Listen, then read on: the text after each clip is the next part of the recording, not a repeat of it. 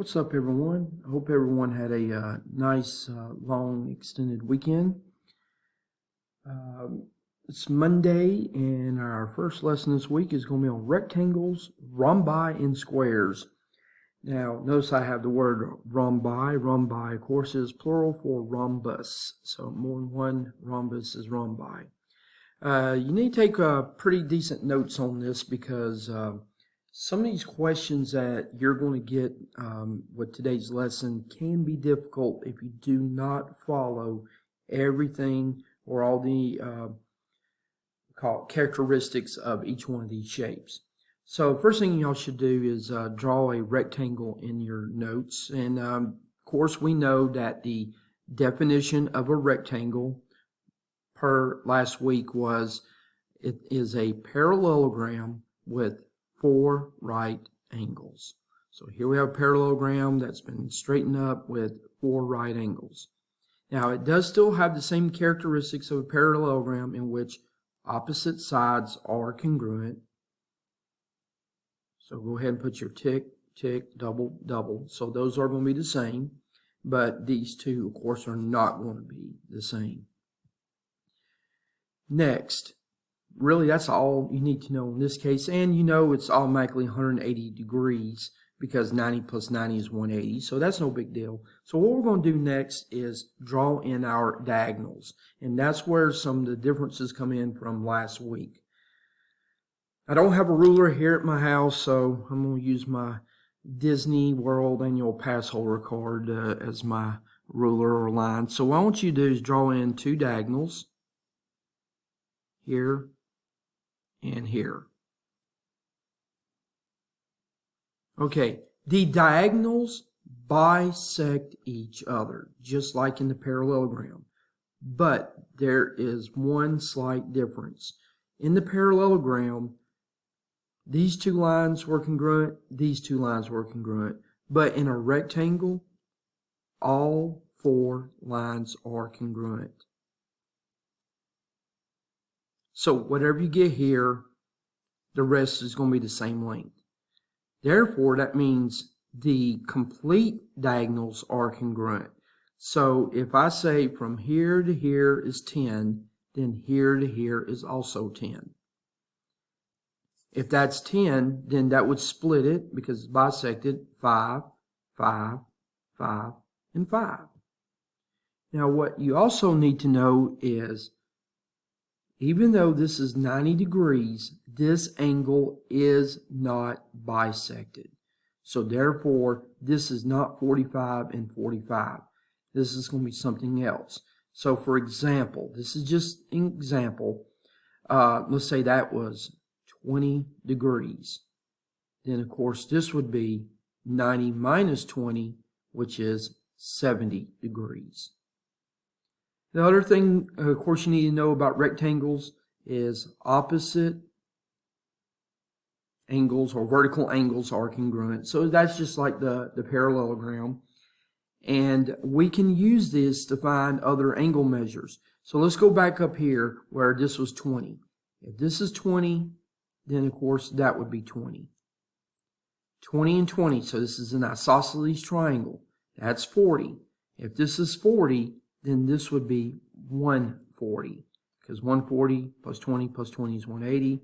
Of course, that is also 140. Now look what we have here. We have supplementary or a linear pair. If this is 40 degrees, then this would, 140, this would have to be 40, making 180. Let's check it out. Since this is an isosceles triangle, see, 3 and 3, 70, this would be 70. 70 is 140, from 180 is 40. See, it works. And of course, whatever the top is, the bottom will be the same. And of course, whatever the right is, the left will also be the same. Okay, so that's all you really need to know about the rectangle. It can be confusing, but you got to use this as a roadmap. Fill in what you know. Use your 180s. Check out your diagonals, and I think you'll be okay. All right, so let's go to our next shape, which is the rhombus. Now, the rhombus is also a parallelogram. The easiest way to draw a rhombus is actually to draw the two lines in the middle first, and then connect the outsides. Now, when I turn this, oh look, it looks like a parallelogram, doesn't it? Because that's what a rhombus is. It's a parallelogram. But remember, in our definition last week, a parallelogram is a a rhombus is a parallelogram with 4 congruent sides. There you go. So in this case, all the sides are the same. Now, there's a whole bunch of other stuff going on with the rhombus that might be different than the parallelogram and rectangle. All right, the first thing, I want everybody to notice the middle here. These angles are bisecting, just like you have rectangle and parallelogram. However, the bisecting segments form 4 right angles. These will always be perpendicular. So bisectors are perpendicular. Now, because of this, we have 4 right triangles. You need to always be on the lookout. Look for trig.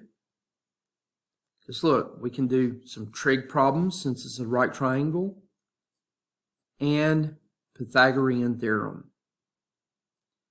Because I could give you a side and a side, and you have to look for a side. So that's the thing about the rhombus.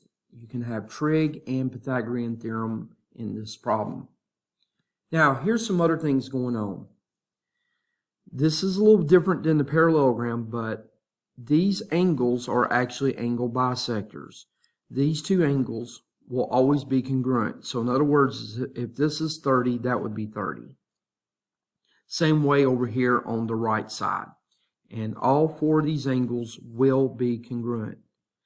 Same as the top and bottom, however, they are different than these two, because you can tell that's acute, that's obtuse, so these are a little different. So 2, 2, 2, and 2. And then finally, we have these bisectors. See, we have bisectors.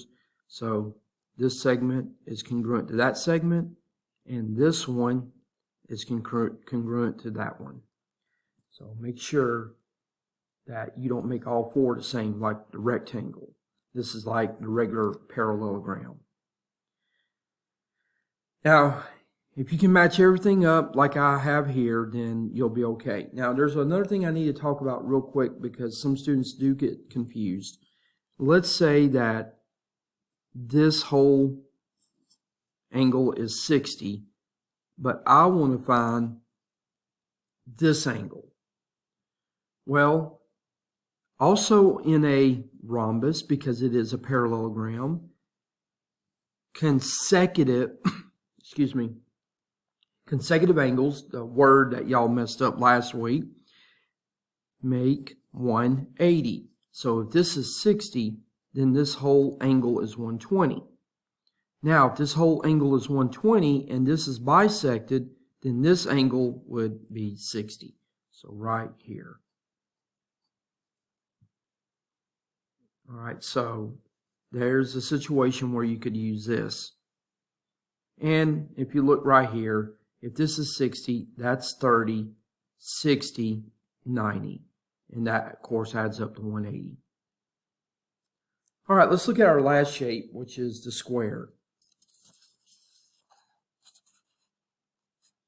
Now, a square is a parallelogram, parallel, but remember it has 4 right angles and 4 congruent sides.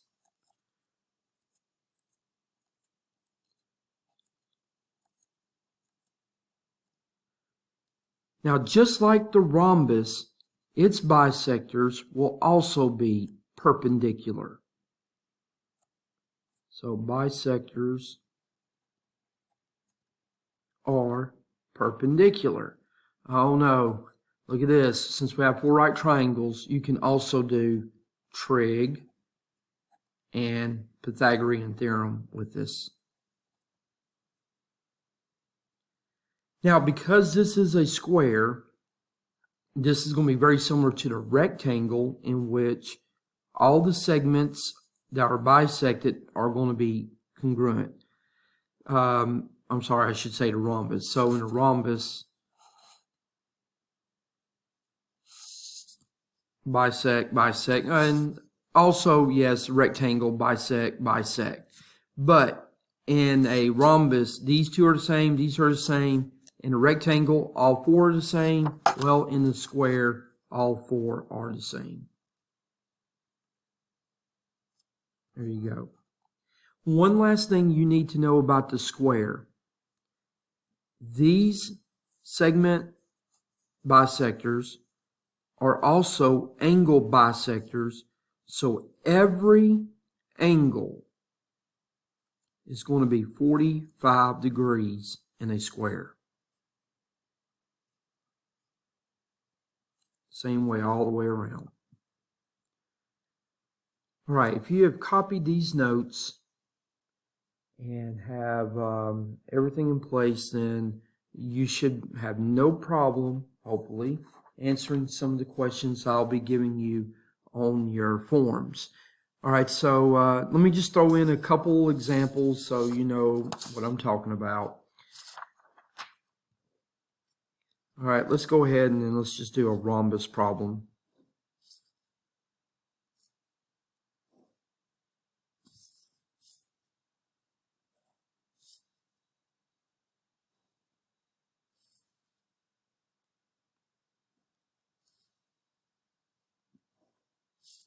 Okay, here we have a rhombus. We'll call this A, B, C, D, and E.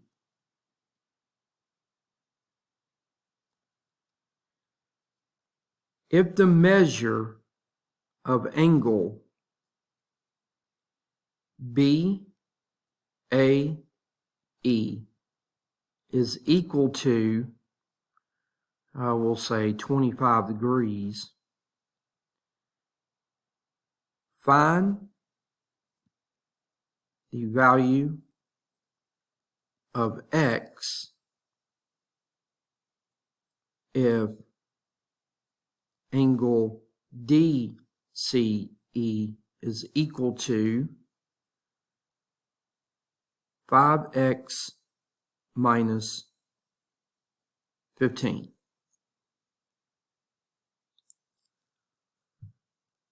All right, if you want to pause and try this, you can. If not, just continue on with me here. So here is BAE, bay. Okay, I guess this rhombus is your bay. All right, there's your bad joke for today. All right, this is 25 degrees, and here is DCE, which is 5x minus 15. Now let's look at our road map of the rhombus. We have this angle and we have this angle. Notice we have a tick and a tick. That means these two are equal. So, because I'm following the rules, I could say 5x minus 15 is equal to 25.